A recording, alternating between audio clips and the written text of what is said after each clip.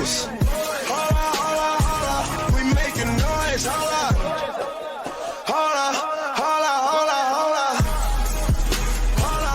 We the Welcome one and all to the Six Man Podcast. It's episode 5. Hey fellas, we moving right along. Episode 5. And yes, I hit record. So don't y'all mess with me. Y'all mess with me at all. So appreciate it, Coach. And welcome everybody. We are sponsored by the Dacateer Express. He is nothing but Tony Romo in disguise. He's a phony. He's a fraud. You're not gonna get my blood pressure up today. Nope, not gonna do it. Not gonna do it. Rod, what you got for us? Today's sponsor, Miss Pearlie's Cake Slices and Frozen Cups down in Alpharetta, Georgia. Cake so good, make it slap your mama. That's right. Oh man. All right. So fellas, we're gonna go ahead with the introductions once again, and then we're gonna jump right into it. I am the Hack. Speedy, you got it. Keith Speedy Torrance. I am St. Rodney Donnell the First. I ain't never saying about you, dog. Y'all hear me, Kevin R?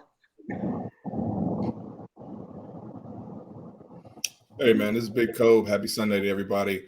Go NC State Wolfpack. First time in the Sweet 16 since 2015. Shout out to the Pack.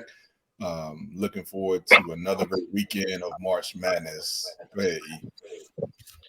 ZZ. Hey man. How about them Heels? Let's go. I look, I can't say anything about the women. They just got blasted by South Carolina. That was ugly. That was really bad. So, but anyway, the men are marching on, and we're gonna get into the NCAA a little bit later. But fellas, I'm gonna go ahead and jump right in. We're gonna dive in head first with a subject that I think is near and dear. If you have been following the news, there have been a lot of states that have come up and banned a lot of DEI, which is diversity, equity, and inclusion programs at these universities. And I know most recently that's happened in Florida, which is Florida. I'm gonna leave that right there.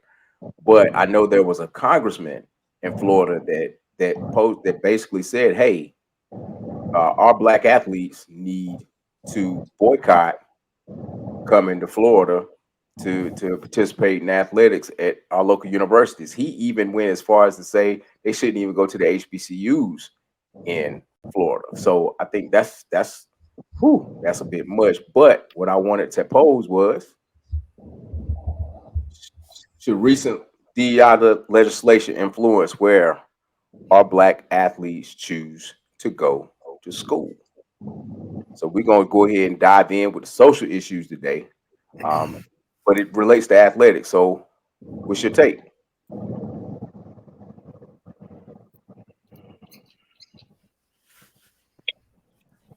Oh, y'all quiet? Nothing? I was waiting for somebody else to go. I can go first. Currently, I work in higher ed. I'm a department head at a local community college.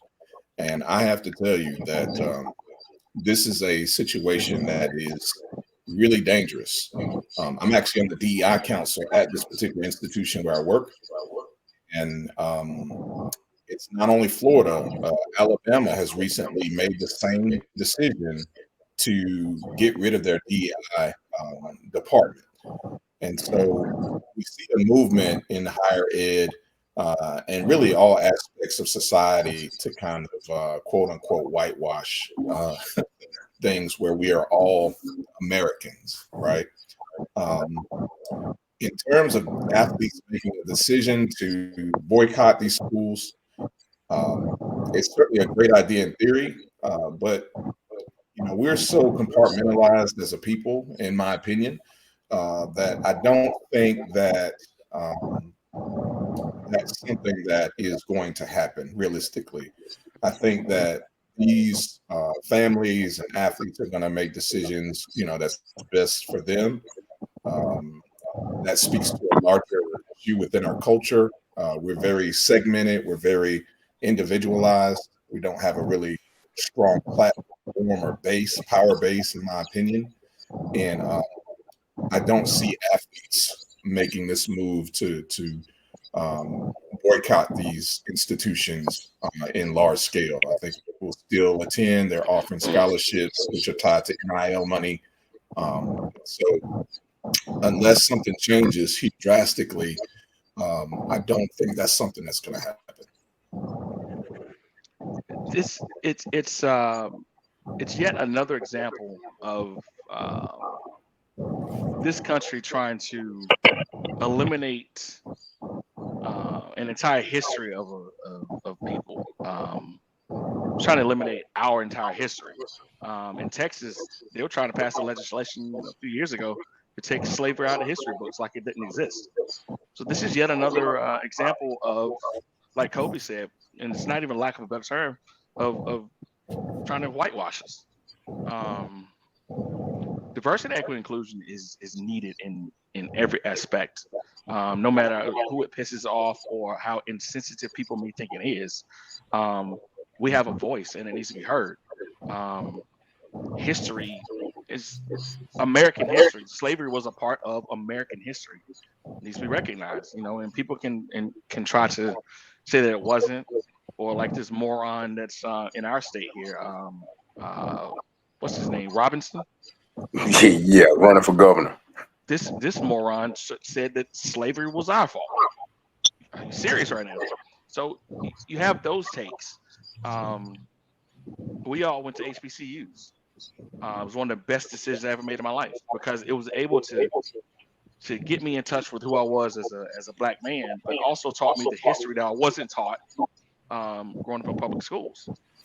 From an athletic standpoint, like Kobe said, man, it looks good on paper and it sounds good, but realistically speaking, it's not going to happen. Our athletes are still going to go where they feel comfortable and what best fits their families, whether it's an HBCU, whether it's a PWI. And with the amount of money being thrown at our kids these days, they're going to continue to go to these PWIs because our HBCUs just simply don't have the funding for it.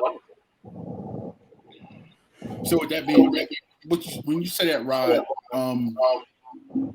the end of the day, the kids are gonna go where the money is. Point blank. Should they boycott? Yes, they should.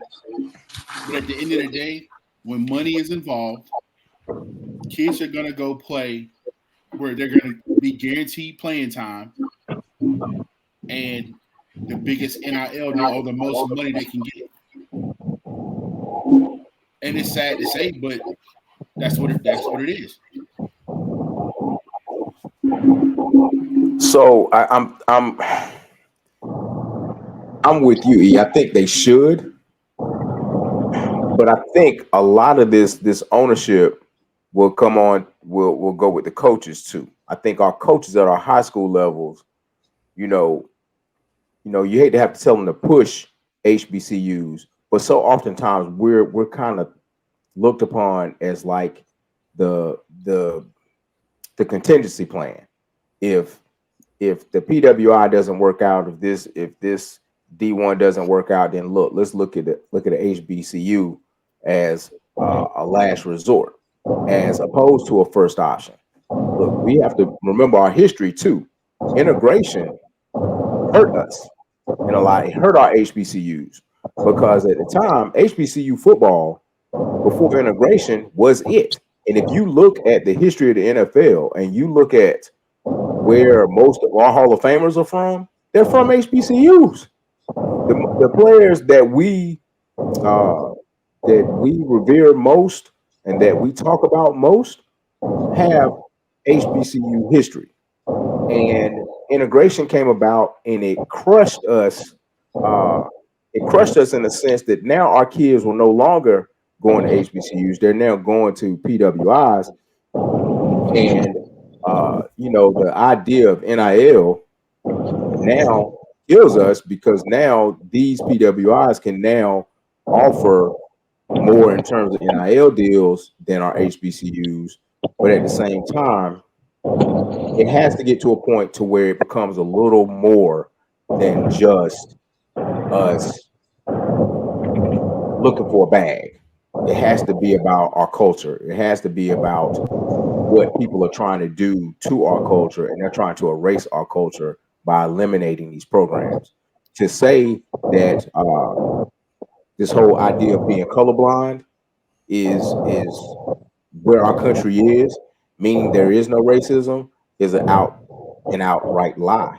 And they're pushing this agenda to to carry us back to a time in which we were considered less than, even more so than today. So I think it's necessary. I think our high school coaches need to do a better job of pushing HBCUs as an option. And who knows, if we can get enough of our kids to go back, maybe we can go back to a time where our HBCUs are thriving again athletically, where we can bring more money back. So let me play devil's advocate. How?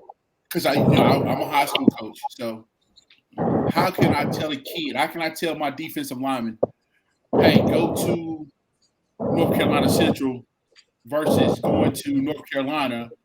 When he goes to Carolina, he's going to get maybe a nice NIL deal. He's going to get all kinds of gear and shoes and stuff like that. Their facilities are much better. But then you go over to Central, and I'm not knocking Central. Once again, I'm playing devil's advocate. Central doesn't have the facilities that Carolina has, and I'm just using that as an example. So how, as a high school coach, do I push a black kid to go to an HBCU just based off of what they're seeing with their own eyes? Okay, so first, hey Speedy, can you mute your phone until you get ready to talk? I think that'll help, that noise. It'll let you do it. It may not let you do it. Now you froze up on me. Rodney, can't hear you, Rodney. Because he's got an Android. That's why it froze. I'm not gonna clown that man's phone. What I'll say is the thing. That's a great question. I think the biggest thing that we could do is offer it as an option. Talk about the history of HBCUs. Talk about it from a cultural standpoint and what it means to our people. You can let them know, hey, I get it. HBCU is not going to have the type of facilities or access to NIL money as you would get at UNC. However, what they can't beat is the experience. And see, one of the things that I would tell my kids when I coached was, I can't make this decision for you, but I can tell you about HBCUs and how you are part of a family, and how when you attend an HBCU, you're not just a number. They know your name. Right. It's a personal relationship with you. Plenty of times, you go into class and my professors, hey, Mr. Hackney, your paper was due 2 days ago. You have this to get done. If you don't get this done, then X, Y, and Z. I mean, they give you warnings. Warnings. Look, I had a professor that would tell us, hey, this week, mark this week down. And we would mark it down. He said, okay, that's CIAA week. We won't have class that week because I won't be in class. So I won't be in class that week. But hey, it's a family. It's just a family. You're not a number. You're actually a person. You're a part of something larger, and you learn about that. You learn about your culture at a HBCU. Yeah, I would agree. I would agree with that. I think there's a couple issues. You see the Alabamas, the Carolinas, Floridas. They're on TV all the time. You don't see Grambling. You don't see A&T. You don't see Winston Central on TV. Not on Fox. Not on CBS. So the kids, that's what the kids see. And then probably a good number of the kids' parents may not have gone to school, so they can't talk to them about HBCU experience. So that could be another factor. Now, I do know some Black parents who have Black kids. Pro-Black is all. They shun HBCUs. Oh no, my kid's not going to an HBCU. And there are HBCU products. There's quite a few that I know here locally that are like that. Live in gated communities, pro-Black, son at NC State, kids go to Vanderbilt, all the PWIs. They downplay HBCUs. Why? Because they have arrived. That Or they think too. they have. I can even speak for my daughter got accepted to Howard. That was the first school that she got accepted to. I was excited. I wanted her to go, and then her mom was like, "Well, she can go to Michigan State for free or any Michigan school." I was like, "Okay, cool." She goes, "Do you have the money to send her to Howard?" I was like, "No," but then I was like, "Well, she needs to apply to you went to A&T, I went to Winston." She goes, "Well, I'm not paying for those apps. She can do better than those schools." I was like, "Oh, okay." So trust me, as Rodney says, as we arrive, we kind of lose the point of, yeah, we came up with HBCUs, but maybe I don't want my child to go to an HBCU. And look, Hack, like you said, man, it's excuse me, it's a sense of belonging, man. It's family. Four of us here went to Winston-Salem State. We call each other Ramley. We mean that, not just our Ram family. We mean that, like you said, Hack, at Central, professors care about you. They know you. If we missed a class, and Kobe can attest to this, if we missed one of Dr. Lorenzo Battle's classes, it was nothing for him to be walking up and down the halls of Brown Hall with his briefcase in hand, telling you that you missed his class. It was nothing to see him in Brown Hall. He said, "Hey, Mr. Ellis, you missed my class today. I'm gonna need you to come by my office and get the notes." Dr. Battle, why can't I have the notes now? No. I need you to come by my office and get the notes. So it was nothing. It was nothing for that to happen, man. Our professors knew we weren't just a number in the class. To your question, what you could from an athletic standpoint, you could also hit him like Hack said with the family aspect. But from an athletic standpoint, you could simply ask him, does he want to play or does he want to sit behind all these other 4 and 5 stars that are there? Does the kid want playing time? Talk to him about that, because these kids nowadays, they don't like to sit. They don't want to be patient. You got 5 stars in transfer portal all the time because they don't want to be patient. They want to be the man. They want instant gratification. My dad always said, doesn't matter where you go. If you're good enough, they'll find you. Oh, without a doubt. Yep. And it's about the fit. So many times I've seen some of the best high school talent that I've encountered in a long time go to schools where they're not a good fit academically or athletically. Right. Hey, we're going to push this kid to go to Wake Forest. Okay. Do you understand the academic rigor at Wake Forest? Not to say that the child can't handle it, but to handle the academic rigor of Wake Forest and try to excel athletically, that may not have been a good fit. And a lot of times we're sending our kids to these schools, they're lasting a semester, and then they're back home. And they're in a barbershop talking about how they're trying to transition. They want to transfer here or there because they didn't make it. It's about what is a good fit. And it used to be where I would sell kids on being a good fit academically and athletically. But also we have to now start talking about what's a good fit for you culturally. What's a good fit for your culture? I love UNC. I have my graduate degree from UNC.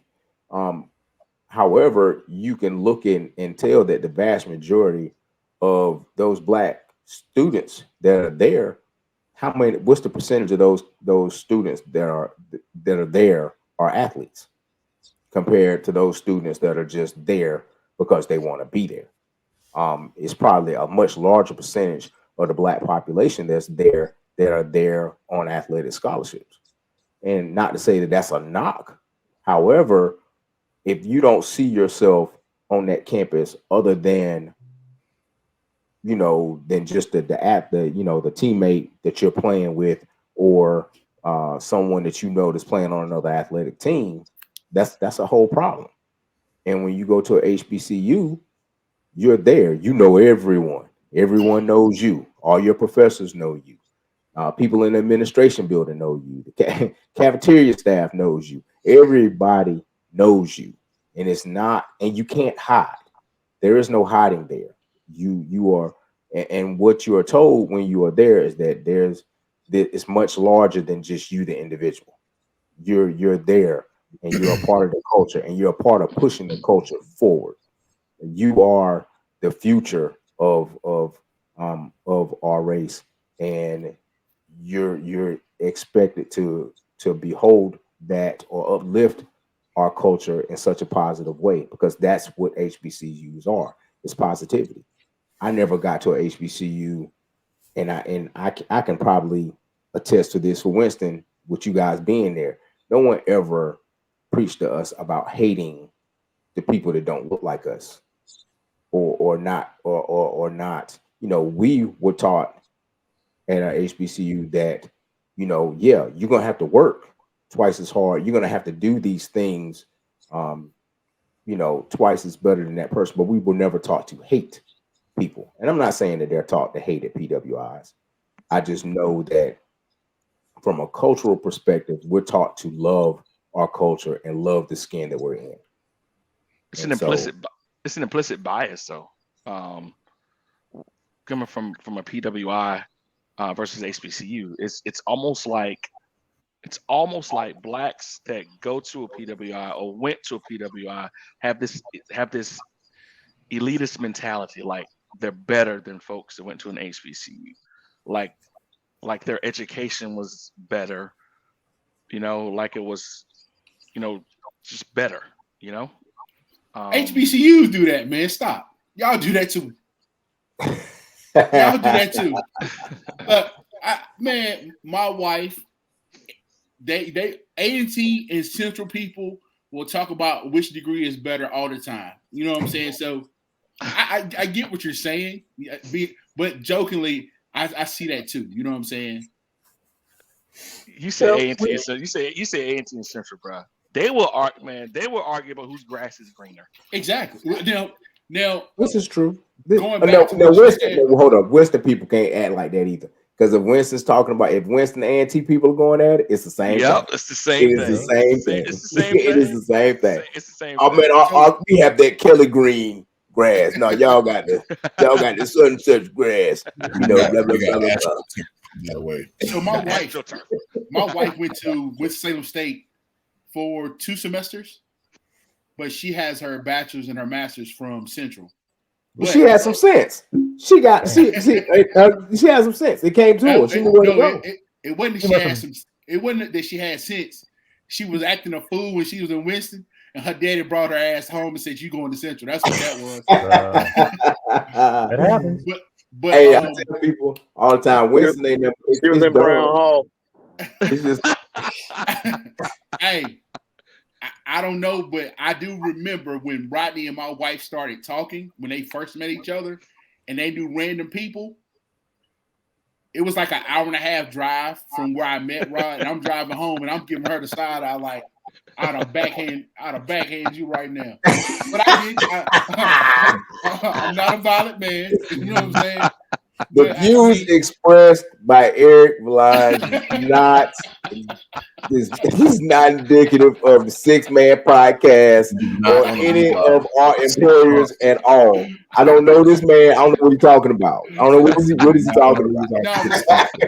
No, seriously though, that whole family thing, like her and Rod talked like they had known each other for years. You know what I'm saying? So I get it. I went to Central for a couple of semesters. And even as an older person, I felt the love versus going to a PWI. So I get it. The love is there. The love is there. It's but that's what we have to sell our kids on. And I think so much is made of the funding. or the lack of funding, the lack of resources, and that becomes the focus when you talk about HBCUs.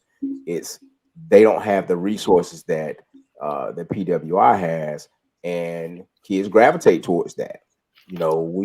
Kids gravitate towards shiny uniforms, or having 4 or 5 different sets of uniforms, and playing in front of 100,000 people as opposed to playing in front of 5 to 10,000 people.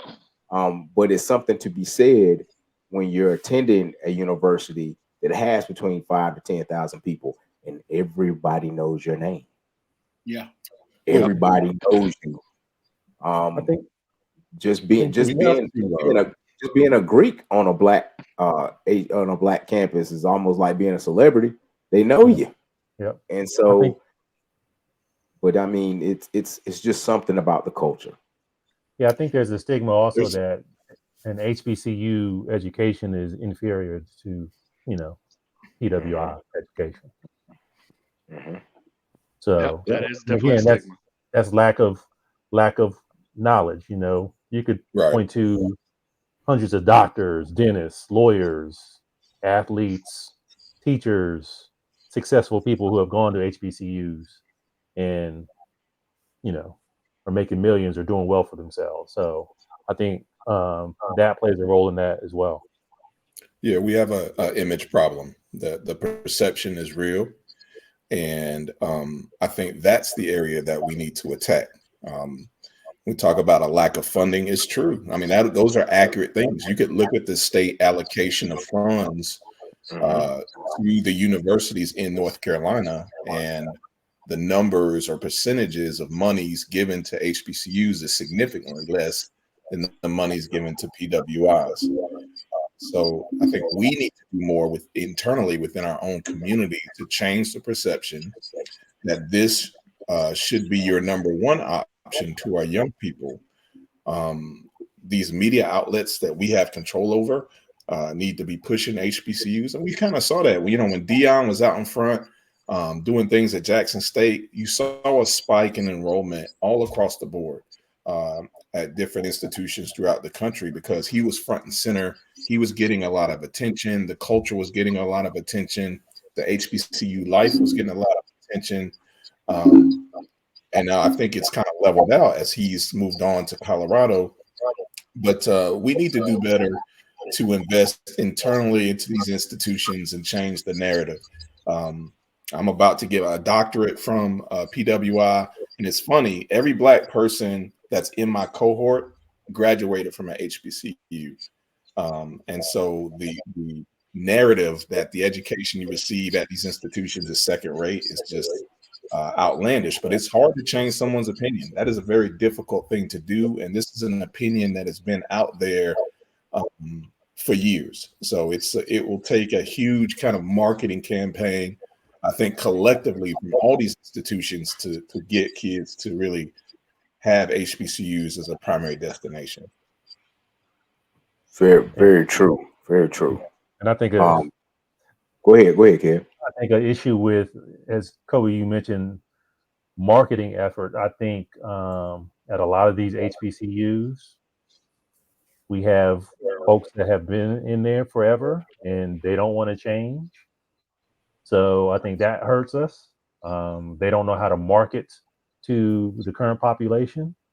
So, I mean, we have a lot of issues, internally at HBCUs when it comes to getting the name out there. So that's another conversation for another day.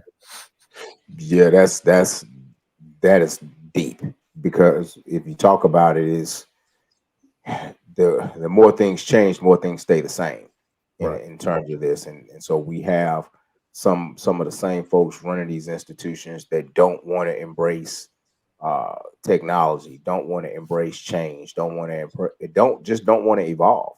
I mean, you have to evolve with the time and the climate, and when you don't do that, that hurts us as well.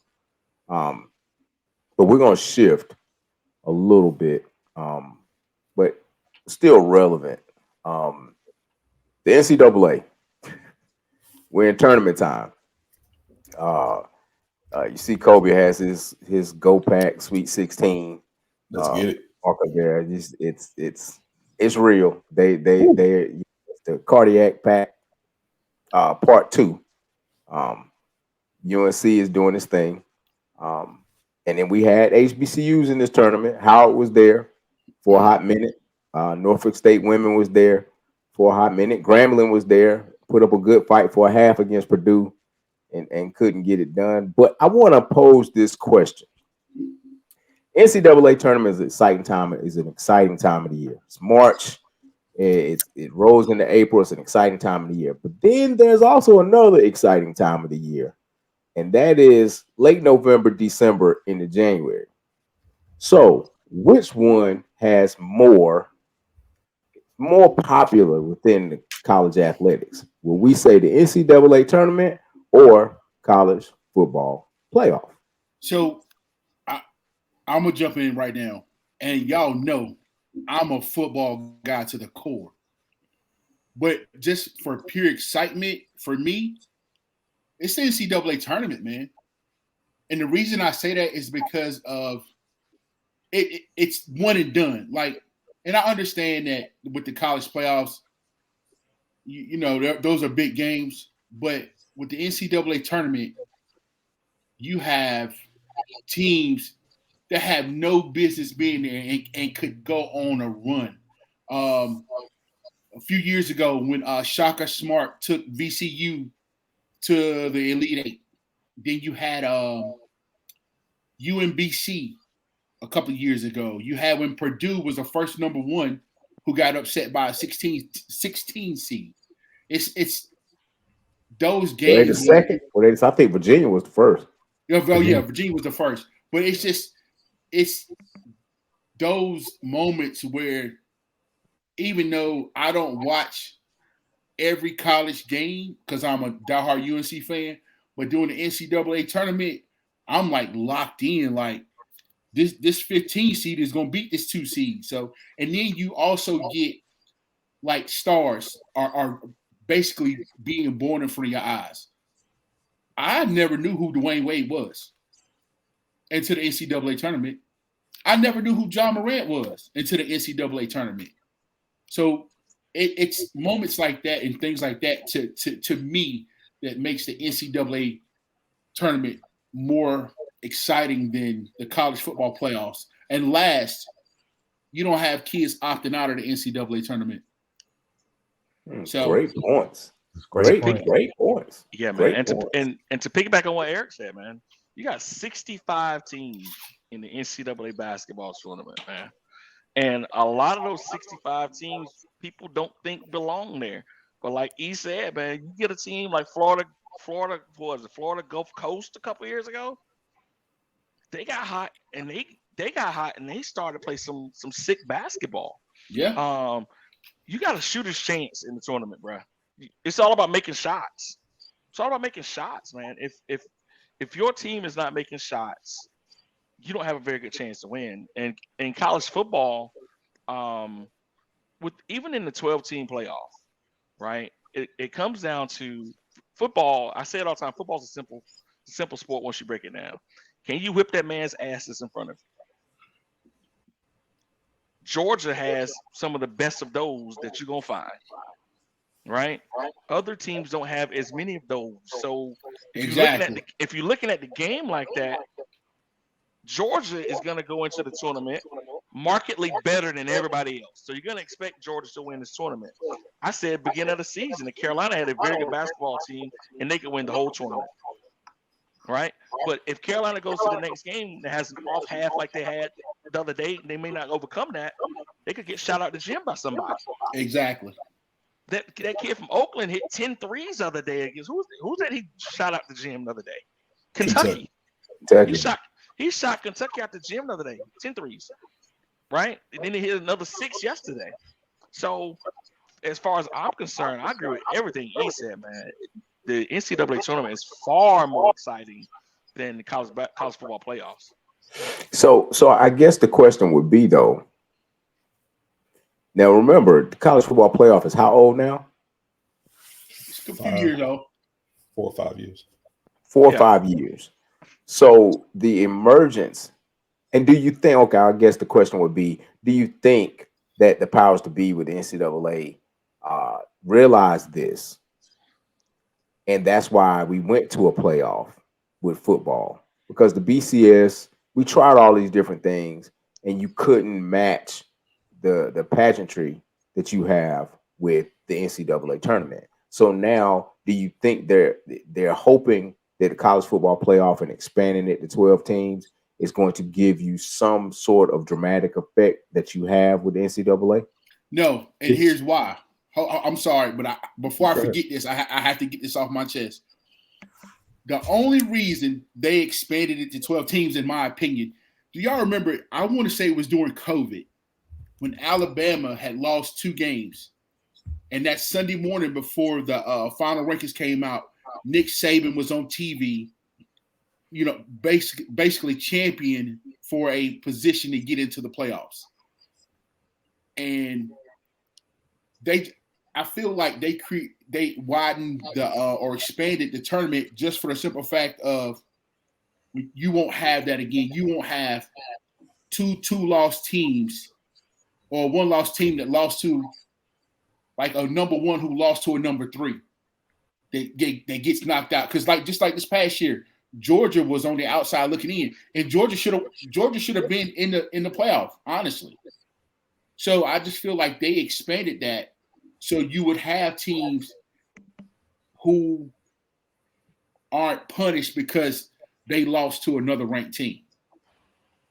I don't think it's about the pageantry like the NCAA tournament has.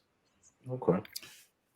So I think they tried. So it's an apples to oranges comparison. They tried to they expanded to try to recreate that drama, because they realized that the way the regular season works in college football, it's very regionalized. So the top 5 schools in the country with college football, there's not a lot of mobility or changes as the regular season goes on, because it's a shorter season. They play less games, and they pretty much overmatch everybody they play with the exception of 2 to 3 games, right? So if they win those 2 to 3 games, hard games that they play every year, you don't see a lot of movement between the number 1 team and like the number 6 team. And so what the NCAA tried to do is bring in more teams to create that randomness, but it's still not a lot. Like if I'm who's a good team but not really in the top 15, if I'm, I don't know, I can't. Tennessee. If I'm Tennessee, Yeah, let's say Tennessee, I'm ranked Notre Dame. 18th. I know I don't really have a chance to get to the college football playoffs unless I walk myself into Georgia and win, or if I walk myself to another SEC team and win. And so college football scope of teams that really matter is relatively small when you compare it to the number of teams that matter in the NCAA tournament. Because just like everybody has said, it takes a bad half and another team to get hot for you to go home. And it doesn't matter what your ranking is. If you're a number 1 seed, a number 3 seed, you can get beat in rounds 1 and 2. And no other sport can recreate that randomness because of the parity in college basketball. Okay. Good points. Good points. You gotta. Am I muted? No, I'm good. Yeah, You have you're good. good. You have a school like Penn State in the Big Ten, who's always a very good football team. But you got Michigan and Ohio State there as well, like Kobe said. Unless Penn State can walk into Ann Arbor and beat them and beat them thoroughly, unless they can walk into Ohio State and beat them thoroughly, they're not going to make a real challenge, like Kobe said. If you got the top 5 that's there, it's not going to be a lot of movement there. Even if one of them loses a football game, they're still going to be better than the vast majority of the 15 teams in the country. So they're not going to do a lot of movement. So I guess the question would be that I would have is, what does the NCAA need to do, or in your opinion, if you could change things in college football to make it similar to the NCAA tournament for basketball, what would you change? True playoff. Yeah. Do a true playoff like they do in Division II and FCS. Do a true playoff. Yeah, I would agree. That's what I was going to say. Just put them in brackets, let them go through. And cap that NIL money. You got to put a cap on the NIL. There you go. You have to put a cap, and the reason you have to put a cap on NIL is because you have and I'm just throwing names out there. You have Alabama who can offer a kid 2-3 million, whereas Colorado can't offer. They maybe only offer that same kid 200,000. There has to be a cap on NIL money across the board. Cap on NIL. Cap on NIL. Also, you got to do something with the portal. Yeah, you shut it down. Shut it down. Or change it. Make them, go back to the old rule. Make them sit out for a year if they want to transfer. Yeah, but they have kids that you got kids jumping ship every year. Yeah. Yeah. Change it. Yeah. Now, you have to attack the parity. You have to increase the parity in the sport in order to get to where college basketball is. So do you all think that the NIL and the portal has helped basketball? Yes.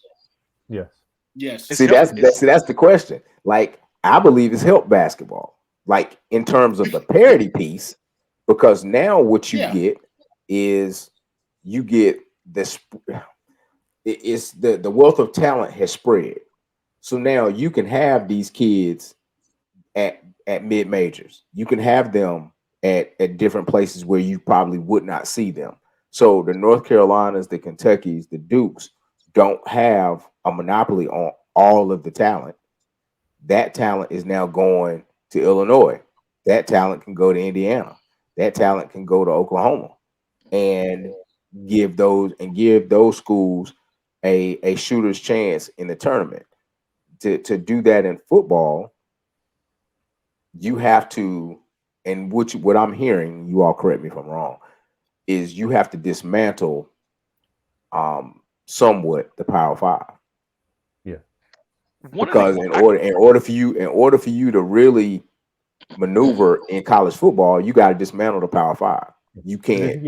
I would agree. If you look at the tournament, I mean, you see a lot of mid-major schools still surviving.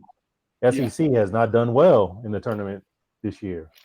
ACC has 4 teams in there.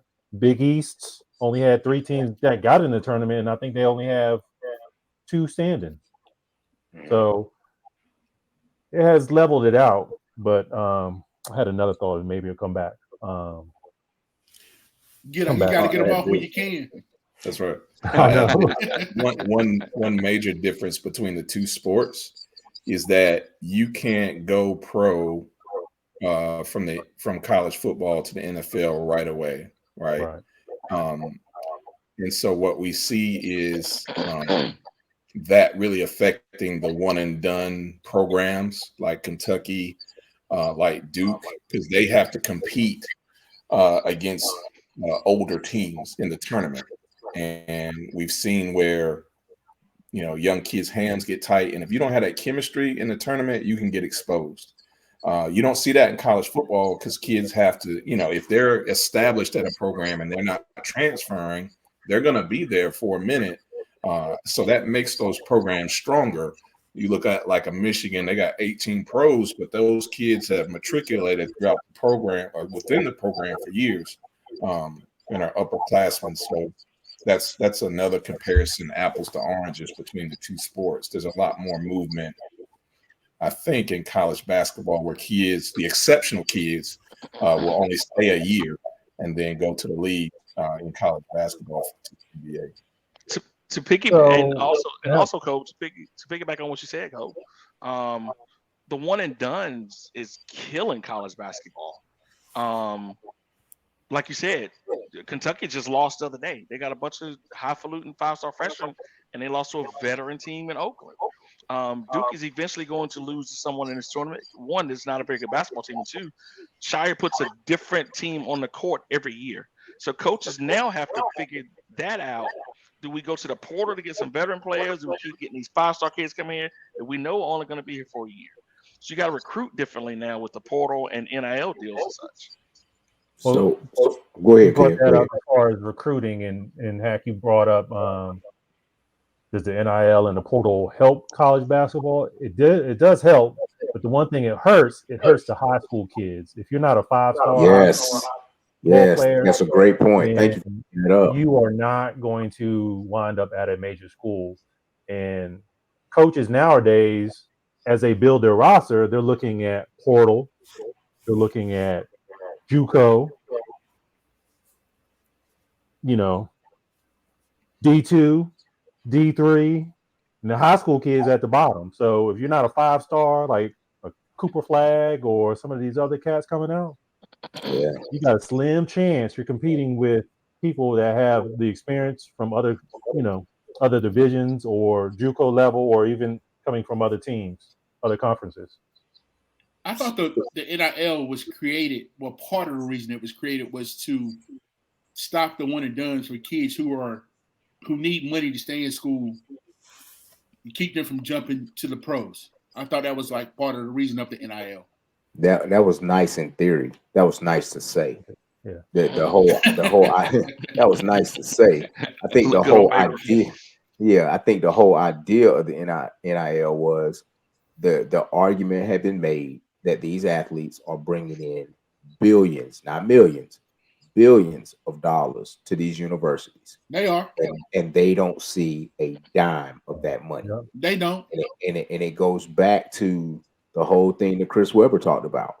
Chris Webber says he's walking through campus, he goes by a store, he sees his jersey hanging in the window. He goes in, he looks at the price of the jersey. The jersey's like $75, $80.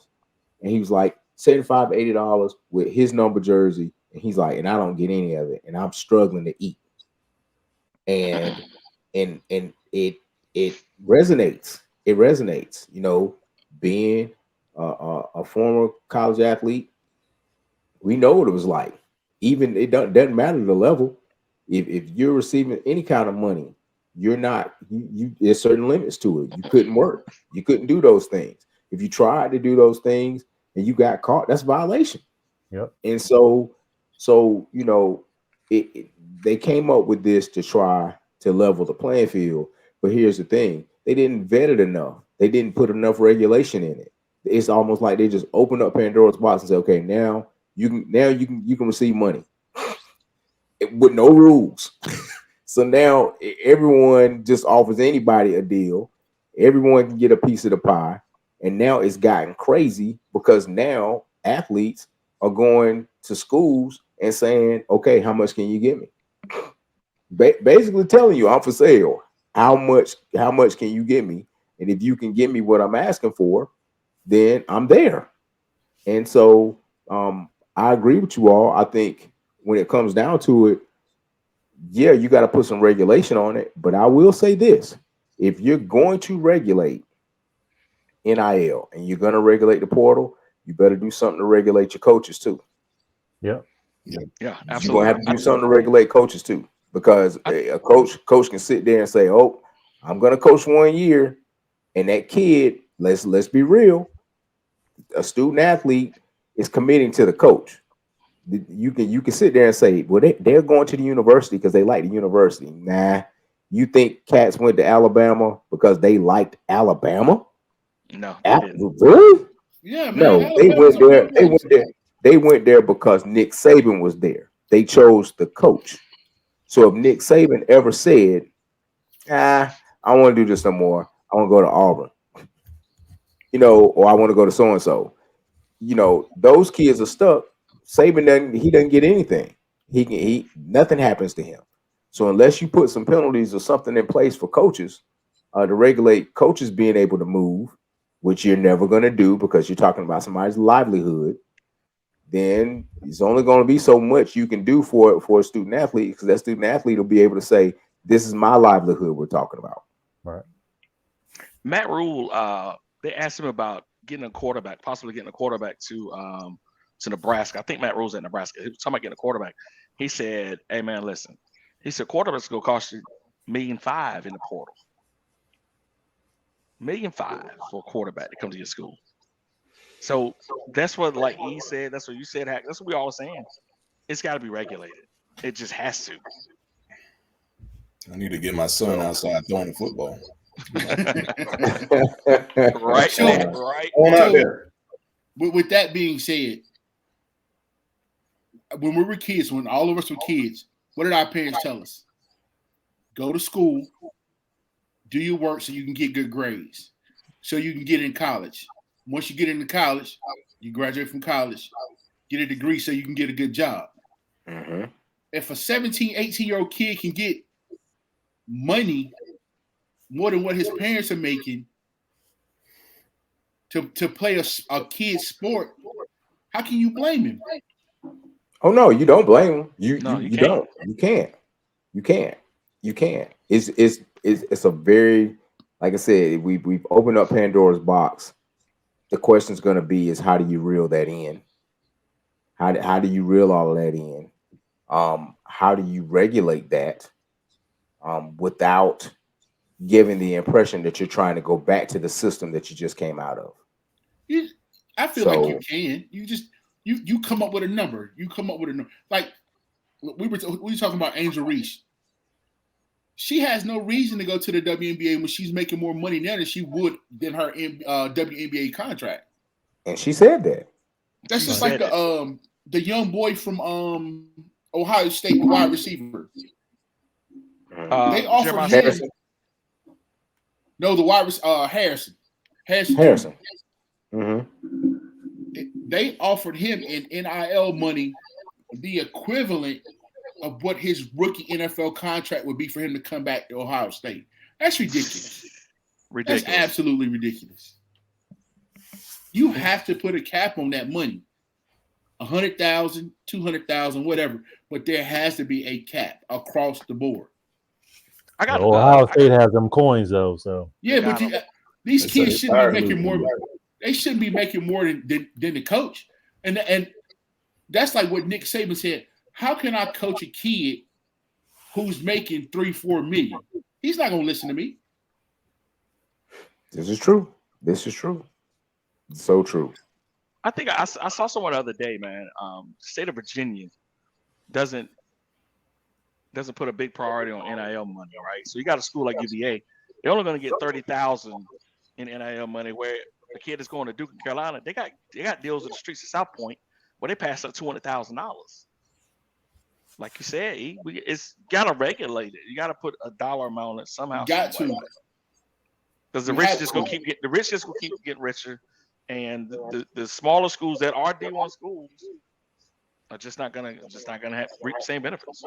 The only other option, you can pull NIL and you just start paying these athletes. Give them a base salary, maybe, I don't know, 30, 40,000 while they're there. Keep it moving. I don't know. You do that. I mean, because the whole idea now is, and we need to wrap up, but the whole idea is when you pay them, they're now become employees. Yeah. Now they're employees. So now that money is not tax-free. You got to tax that money. It's a whole lot of stuff that comes with this when you talk about paying athletes. And I think it's not just as simple as just, hey, you just going for the bag and that's it. It's a lot of things that come with that people need to take into consideration. But I digress. But fellas, we're gonna wrap up. But I will say this: tournament's going on. We haven't talked about the women's game. I wanted to get into that, but I think we had a great discussion. Things we were talking about, because the women's game is, to me, far more exciting than the men's game. But we're gonna close out. I need everyone to tell me. And Speedy, man, I hate you in the car. You ain't really chimed in and give us your one. I'm sick of Dak moments today. But so we miss hearing you, brother. But I would say, who do you all have cutting down the nets in the next couple of weeks for the men and for the women? Rod? I haven't watched a lot of men's games this year. UConn is really, really good, and I know Houston is really, really good. Goons, they got goons. I'm saying I'm going Houston because they got a black coach.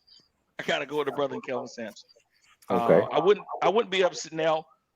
From a Duke fan, hear me out when I say this now. From a Duke fan, I would not be upset if Carolina won because they got a black coach.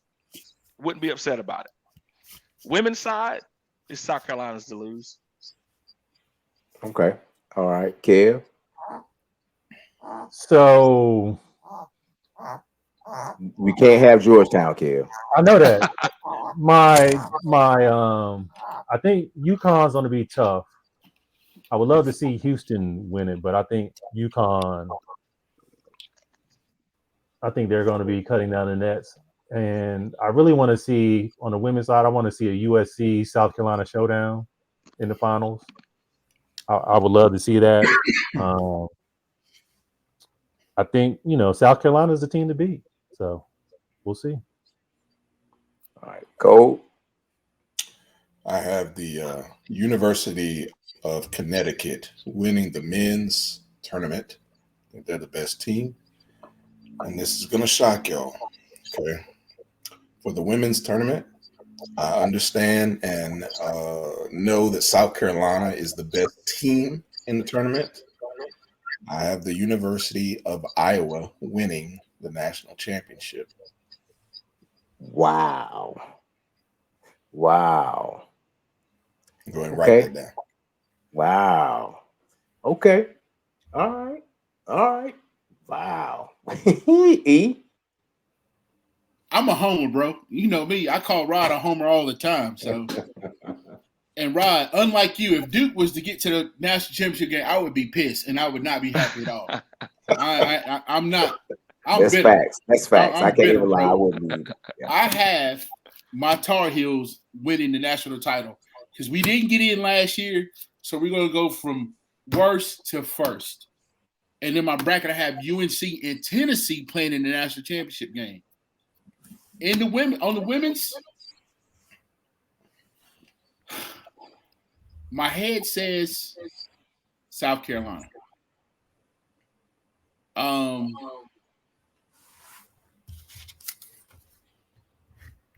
gonna go with South Carolina, but I will say, yesterday when the old girl pushed that referee, had it been anybody else, they would have ejected her, their asses. They didn't eject her. Who pushed the referee? Caitlin Clark. Really? Telling you. Wow. You didn't see it on the sports No. center? I didn't see it. She was complaining about a call. Well, she didn't push him, but like got in his face. Like she walking to the bench, turns and like gets in his face. Like her dad had to tell her to shut I saw the thing about it. Yeah. She got in a referee's face.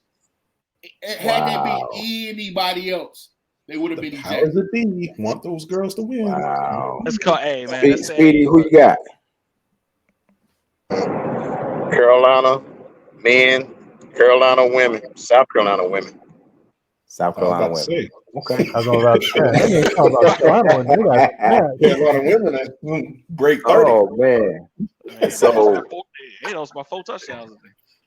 So for the men, I wanna say Carolina, but I'm not. I'm gonna say Tennessee. Ooh. I'm gonna say Tennessee. What? Yeah. Hey man, hold up, stop. Say cue the music. No, every week. And I love Hack, bro. I love Hack to death. He speaks eloquent. He's very educated. But every week at the end of the podcast, he say some weird stuff, bro. Last week it was the whole JJ McCarthy thing. It's JJ McCarthy, baby. Then he was talking about Romo the week before that. Then he gonna talk about some cue the music, man. Cue the music. Oh man, boy, E, I love you, man. But yeah, man, I gotta go with Tennessee. And for the women, something I want to say South Carolina, but something tells me they're going to lose before they get there. Today's game kind of proved to me that they're going to lose before they get there. For the average person, they would look at that and say, they shot the lights out. Yeah, that means you're going to have a game where you're not going to hit the side of the ocean. Yeah. That game is coming, and you don't know when it's going to come and who it's going to come against. If you've been watching enough basketball, we've all seen this. Team comes out, they shoot lights out, and you're thinking, who's going to beat them? And then the next game, they you wonder what happened to the team that we just saw. So realistically, I got Juju winning as a freshman and cutting down the nets. So I got USC. Is UConn's women still in the tournament? Yes, and they won't be very long. They won't be very long. They won't be. They're not very good. Have they fallen off that much? They're hurt, man. They're hurt. Like the point that dude every year has had two of his star players tear ACLs. Yeah. And I mean, and it's happened. And when I say it has happened every year for the past 5 years. Yep.